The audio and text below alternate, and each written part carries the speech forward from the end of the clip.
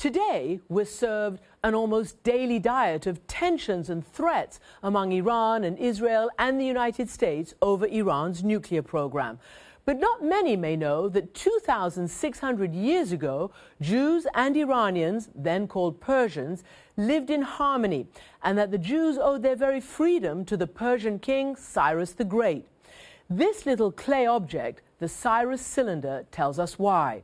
You can read the story in the Old Testament, how the first temple in Jerusalem was destroyed in 586 BC by Nebuchadnezzar and the Babylonians, who forced the Jewish people into exile and captivity until the Persian king Cyrus conquered Babylon and freed the Jews to go home and rebuild their temple. His account is written on this ancient clay, and if you look closely, you can see the cuneiform figures, the oldest form of writing, carved into the surface. In 1879, the cylinder was discovered in what is now modern Iraq. And it's not just a touchstone for Jews and a source of Iranian identity, it also helps form the basis of democracy and human rights in Europe and at the founding of the United States of America. The cylinder usually resides in the British Museum in London, but it has just started a tour of 5 major cities here in the United States. I spoke with museum director Neil McGregor before an audience at the cylinder's first stop, the Sackler Gallery in Washington, D.C.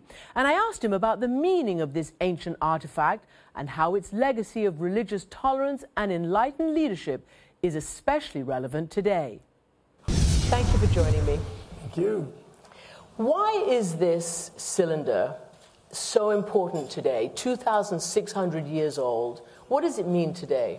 What it means is the first serious attempt that we know about running a society, a state, in which there are people of different nationalities and different faiths. Because the ancient Persian Empire is the first empire to address that. So we're at the beginning of a new kind of state, a new kind of statecraft. I hadn't been so aware of the incredible role that the ancient Persian king Cyrus plays in the life of Jews, in the life of Jerusalem. He's absolutely central. The Jews, remember, had been attacked by the Assyrians, by Nebuchadnezzar, by Belshazzar, and the people of Jerusalem had been taken captive and deported to Babylon. And there, by the waters of Babylon, they sat down and wept. And then Cyrus arrives and allows all the deported peoples, not only the Jews, but especially the Jews, to go home, to take with them the vessels from the temple that had been stolen, and to rebuild the temple. When you have this 2,600-year cylinder in your possession, I mean, does it strike you that we're in a state of really bad relations right now between Israel and Iran, between the United States and Iran? Do you think it has some kind of worth particularly today? I think it reminds us how strange that situation is, because through all Jewish history, from the prophet Isaiah, from Ezra onwards, Cyrus and the Iranians are the good rulers. They're the rulers who allowed the return. And when the British government in 1917 issues the Balfour Declaration to create the homeland for the Jews in Israel, the Jews of Eastern Europe compare George V, King of Great Britain, to Cyrus. Cyrus has always been a hero in Jewish tradition.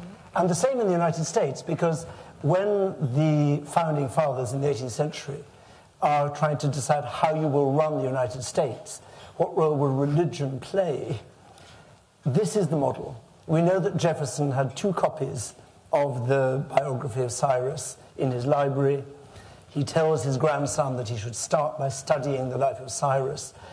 The United States Constitution is in many ways a reflection of these ideas, that if you want people to live peacefully together, you need to allow different kinds of religion in the same state. So in sum, Cyrus and his heir Darius and on for about 200 years, they represented a multicultural, multi-faith tolerance. Is that what? In sum up what they represented?